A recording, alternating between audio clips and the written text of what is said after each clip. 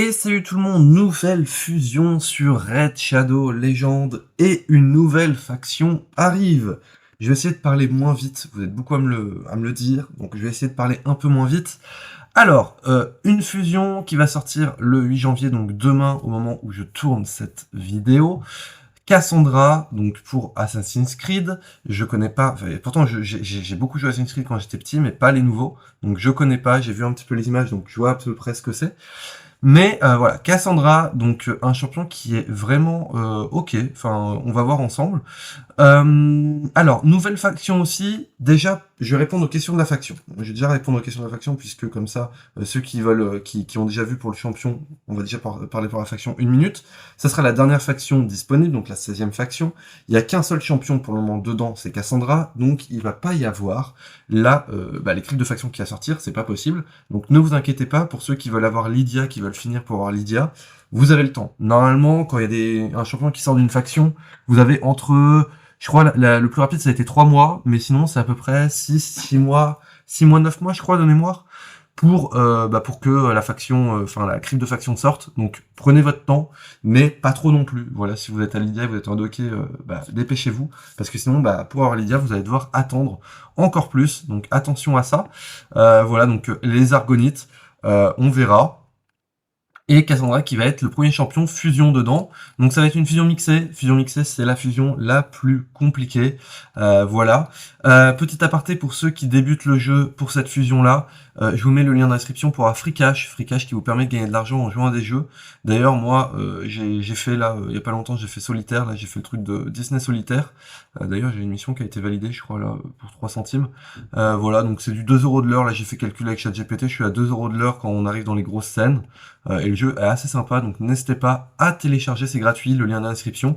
Voilà, vous inscrivez et vous avez 5 € avec mon lien, vous avez 5 € bonus dès le premier jeu installé, donc n'hésitez surtout pas. Et en même temps, ça me soutient, donc merci à ceux qui s'inscriront sur le site et téléchargeront un premier jeu. Et puis on découvre d'autres jeux sympas.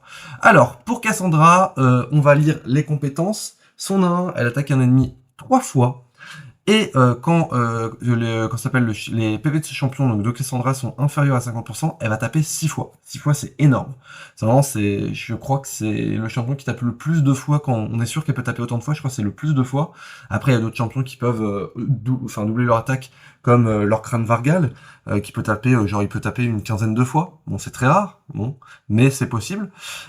Chaque attaque va réduire le compteur de tour de la cible de 7,5%. Donc là, c'est-à-dire que quand elle va taper, ça va réduire de 22,5%, et ça peut monter à 45% sur un 1, c'est énorme. C'est énorme, c'est une charme. C'est une charme pour la réduction de compteur de tour. Cet effet ne peut pas être résisté si ce champion est sous voile ou voile parfait. C'est pareil, pour tout ce qui va demander de la précision, ce champion, c'est dès qu'elle aura un voile ou voile parfait, il y aura, du coup, c'est impossible de résister. Donc je vais pas le répéter à chaque fois, comme ça, on gagne un petit peu de temps. Voilà donc pour son 1. Pour le tuer de feu, ça peut être quelque chose qui est très très sympa. Pour le tuer de feu, c'est un champion excellent, donc pour ceux qui bloquent pour le tuer de feu ou autre, très bon champion. Son A2, attaque un ennemi, avant d'attaquer, va mettre un break défense et un brûleur de PV pendant 3 tours, donc 3 tours c'est excellent, bon, impossible de résister. Elle va mettre un debuff stun sur tous les adversaires pendant 1 tour, si les dégâts mis sur l'adversaire, par cette compétence, réduit les dégâts de la cible de plus de 50% d'HP. Voilà, donc, c'est même pas si ça réduit de plus de 50% d'HP, c'est si les dégâts sont plus de 50% d'HP. Donc c'est-à-dire que si vous tuez l'adversaire et que vous avez fait plus de 50% d'HP, normalement vous allez mettre le stun sur tous les adversaires. Donc ça c'est plutôt pas mal. Son A3, ça c'est tous les 3 tours, quand c'est book c'est tous les 3 tours, et elle demande pas beaucoup de book. Vous voyez là il y a 2, 5, 8 books, sachant qu'ici c'est pas obligatoire en soi. Donc il y a 5 books qui sont parfaits. Sur son A3, retire tous les debuffs sur ce champion. Va la heal de 50% de ses max HP et va augmenter son compteur de tour de 50%, va mettre une mention attaque sur ce champion. C'est dommage que ce soit pas tous les alliés. Le buff shatter, je sais plus ce que c'est, la traduction. Augmentation de vitesse de 30% pendant 2 tours.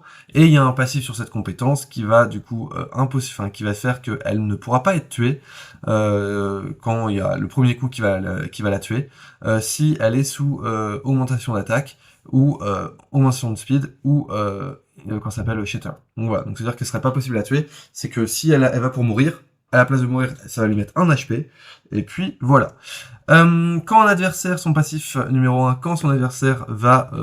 quand un adversaire tombe sous 25% de points de vie quand il reçoit des dégâts d'un assassin, l'adversaire va recevoir des dégâts bonus de ce champion qui sont égaux à l'attaque de ce champion. Son deuxième passif, c'est que à chaque fois que ce champion attaque un ennemi, ça va augmenter l'attaque de ce champion par la défense adverse.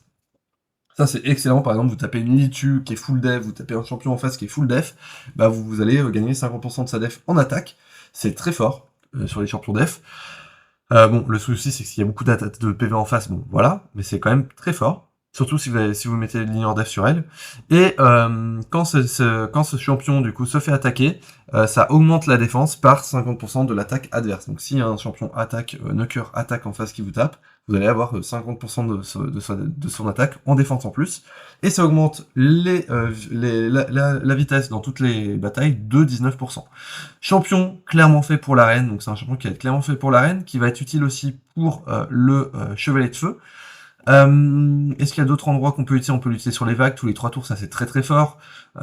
C'est plutôt pas mal, hein. Bon, faudra voir ses multiplicateurs de dégâts, il faudra faire en sorte de faire plus de 50% de dégâts, de PV de la cible, donc faudra bien sélectionner les adversaires. Pour le boss de clan en soi, on peut l'utiliser pour avec tueur de géant. On pourrait l'utiliser pour tueur de géant, mais normalement quand vous faites les fusions, hein, c'est une fusion, donc c'est-à-dire c'est clairement, d'ailleurs, j'ai une information à dire juste après, mais voilà, c'est une fusion, donc clairement, c'est pas pour ceux qui débutent. C'est pas pour ceux qui débutent. Et ici, pour moi, il y a un truc qui manque. Pour la 3, il y a vraiment un truc qui manque. Ouais, vraiment, pour moi, il y a un truc qui manque, parce qu'en fait, elle se met juste des buffs. Elle se met juste des buffs, et en fait, c'est juste... en plus, on peut lui retirer les buffs. C'est-à-dire que si quelqu'un lui retire les buffs, hop, elle meurt, quoi. Donc c'est intuable. En fait, c'est une sorte d'intuable, mais qu'une seule fois, quand elle se le met. Donc, ouais. À part si c'est impossible à la tuer tant qu'elle a des buffs. Donc ça pourrait être intéressant. Enfin, tant qu'elle a ces buffs-là, mais ouais.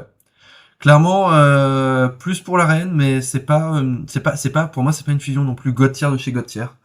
N'hésitez pas à dire ce que vous en pensez en description, dans les commentaires. Voilà, sur les questions, n'hésitez pas en commentaire. N'oubliez pas de vous inscrire sur Freecash, le lien est dans la description. N'oubliez pas de vous abonner et de mettre un petit like. Et on se retrouve pour d'autres vidéos. Allez, ciao tout le monde!